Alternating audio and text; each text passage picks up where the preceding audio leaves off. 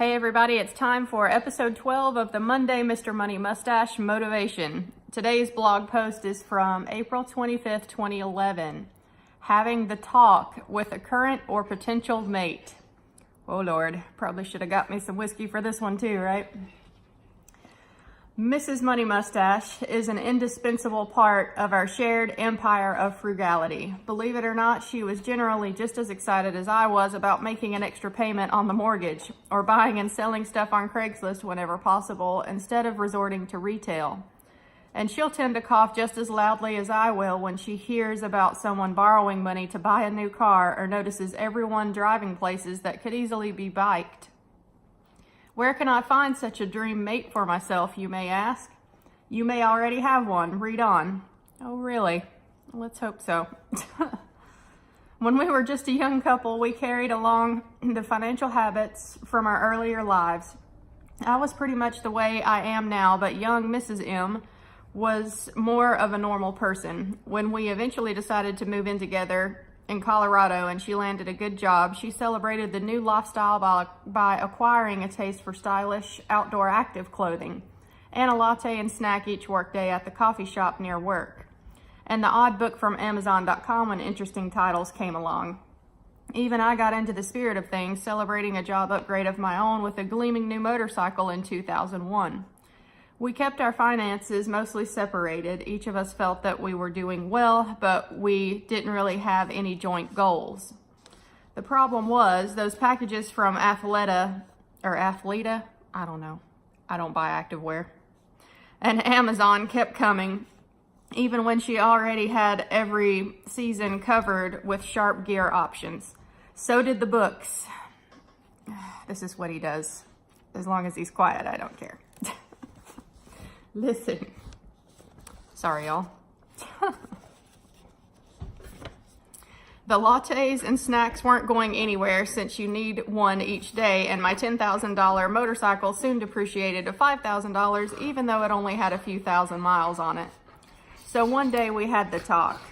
It was a talk about our future, how we both seemed so busy with work, yet we hope to have children in a few years. I was already into the idea of living off investments someday, so I threw out the idea of retiring early, as in before starting a family. Was it possible?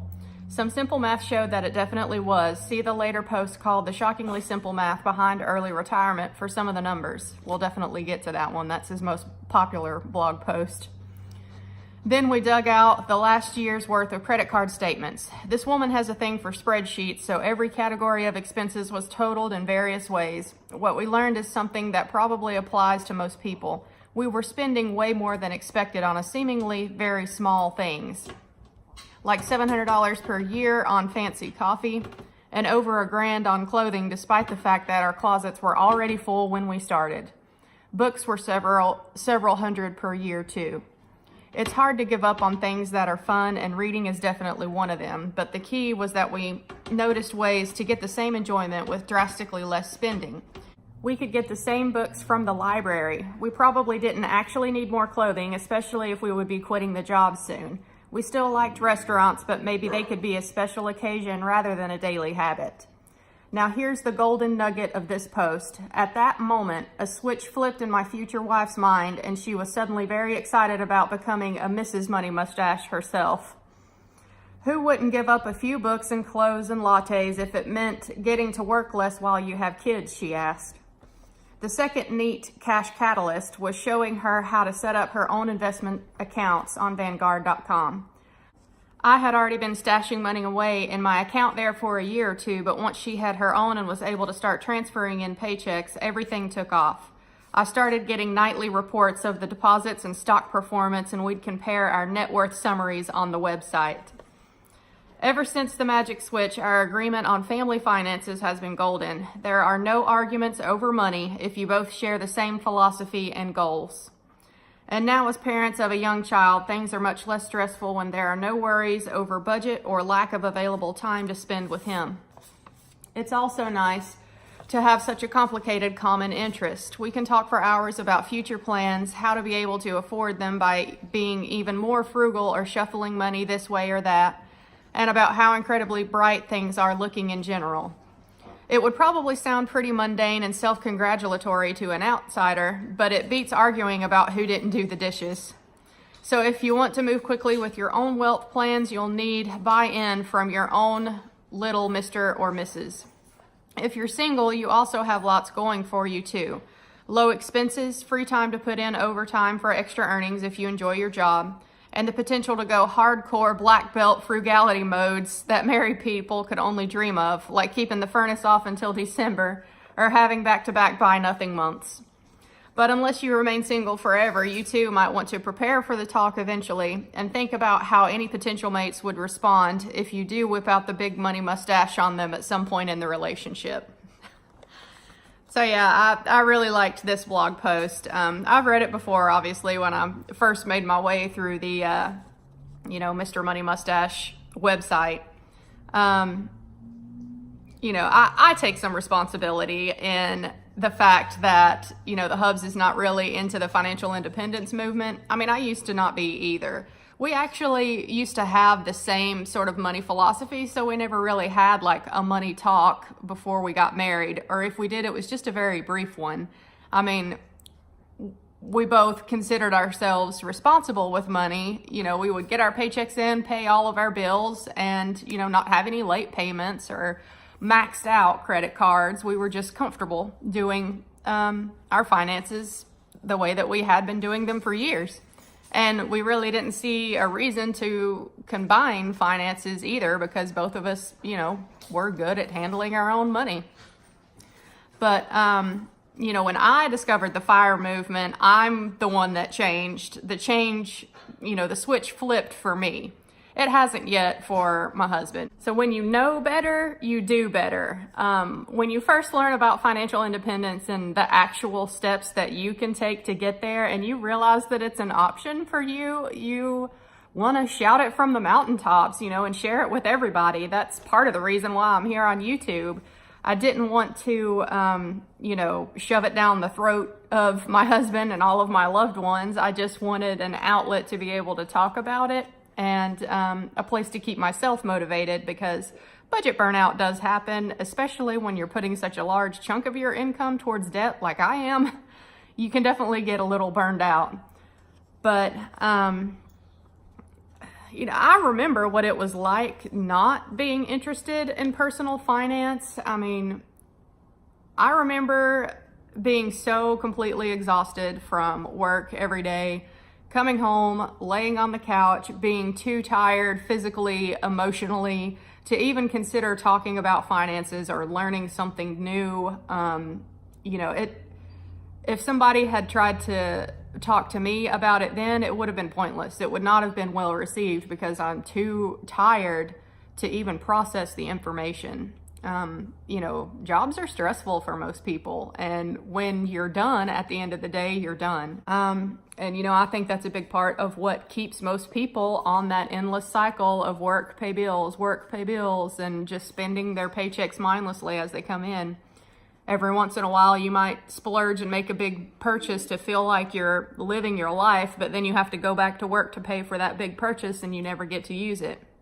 It's an endless cycle, but that seems to be the track that most people are on, and it's, considered normal here in America.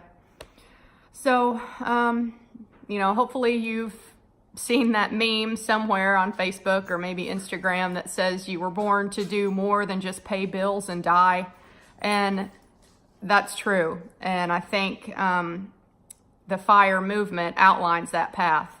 And the thing I like about the FIRE movement is that there's not just one path to financial independence. There are any number of ways, any number of levers you can pull, like they talk about in the Choose FI podcast, to get there. You do whatever suits you, whatever piques your interest. Some people are really heavily into real estate and taking that path to FI. Me, not so much. I have no interest in real estate whatsoever. So, my plan is to just save as much as I can once I get out of debt, and, let the compound interest work and watch the gains grow. My very favorite part of this post was the the golden nugget of this post. At that moment, a switch flipped in my future wife's mind, and she was suddenly very excited about becoming a Mrs. Money Mustache herself. What worked for Mr. and Mrs. Money Mustache was the motivation to start a family. You know, kids, that was their motivation. My husband and I, we're not gonna have kids. So you have to find what motivates your significant other. You know, if they're not on board, find out what makes them tick. I'm still working on that for mine, to be honest. You know, people are so tired from work, day-to-day life, and stressed out from their jobs that they don't dream anymore. If you ask somebody what they're passionate about, a lot of times they can't even tell you because they don't know. They don't have the energy to think about it at the end of the day. And it's depressing in a way. I mean, that might be why a significant number of Americans are in fact clinically depressed.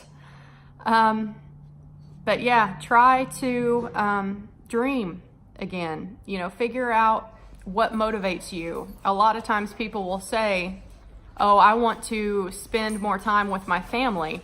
But what actual steps are you taking to reach that goal? Are you actually even saving for retirement, or are you just working a path that's going to make you work until the day you die because you're not setting anything aside for the future and preparing for retirement so that you can spend more time with your family?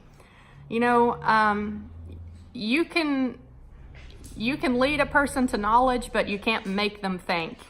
People will accept this financial independence movement when they're ready, or maybe they never will, and they'll just keep doing what works for them, working until the day they die. And that may be the case. So as for me, I'm just trying to, you know, lead by example, get my own finances in order. At least my husband didn't have as much debt as I do. I am the reformed spender. He's a little bit better natural saver than I am. So at least he's got that going for him. And you have to remember too that retirement is a relatively new concept. It has not been around for forever. You know, 150 years ago, no one retired. You worked until the day that you died. Pensions used to be a thing, and they're going away. And, you know, my parents' generation rely on Social Security, and that may or may not be there for my generation. So the mantle does fall on us. It falls on you to be responsible for yourself and take care of your own finances.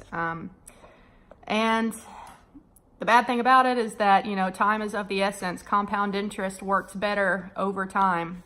So you just hope that if you're in a situation like me where your significant other is maybe not so much into financial independence, that eventually the switch will flip before it's too late so that, you know, we can make good use of compound interest. But remember that retirement isn't an age, it's a number. You don't have to do the same route that your parents did to, you know, achieve retirement. It's not, okay, you're 65, now you're retired. You can take a different path if you choose to. My second favorite part of this blog post was, there are no arguments over money if you both share the same philosophy and goals. And I completely agree with that. And while my husband and I don't fight about money, our finances are separate because we now have different money philosophies and different goals. You know, I am into the FIRE movement. He's not. I want to save a significant portion of my income. And while he's a good saver, he's not into like goal setting to save 70 or 80% of, you know, his income. That seems a little crazy to him and crazy to most people. And I get that. So I think, you know, one day maybe he'll see the benefits of it. And I'm just going to keep leading by example until then. If any of you watching this are in a situation like me and you have a significant other who is not on board, if there's anything that you have figured out tips and tricks wise to maybe pique their interest in it a little more, please comment below and help a sister out. So that way I can figure out how to get him a little bit more motivated about saving and possibly retiring early. But until next time, it's New Year's Eve, so everybody have a happy new year, and I'll see y'all in my next video. Bye.